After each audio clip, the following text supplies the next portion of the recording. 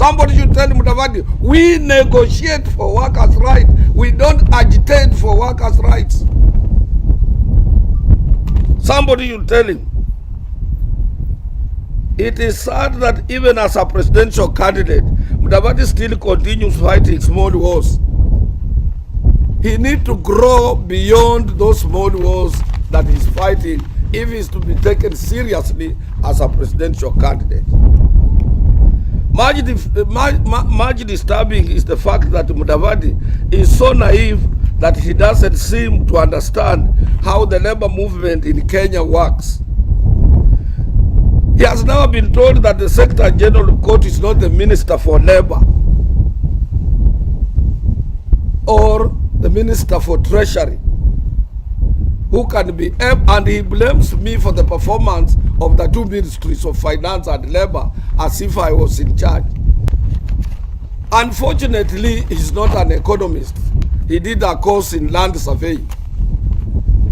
As a land surveyor, he cannot be able to know or differentiate between issues related to terms and conditions of service of workers as related to data based on cost of living, erosion in purchasing power, inflation rate, and consumer price index. Those are mirage in his ears, because what he sees in his eyes are beacons of land and what he's supposed to do when he's doing survey.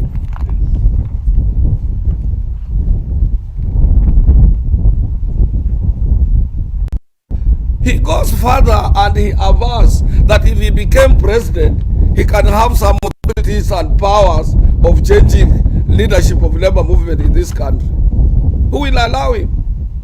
Musalia he should go and read how we operate. We are social partners anchored under the International Labour Organization various conventions.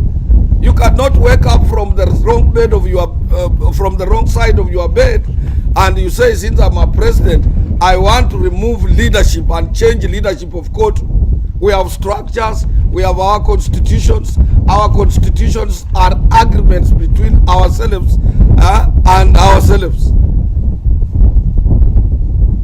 We are not led under a code of conduct of government or any code from any ministry. So he's a daydreamer and he requires a lot of lecturing.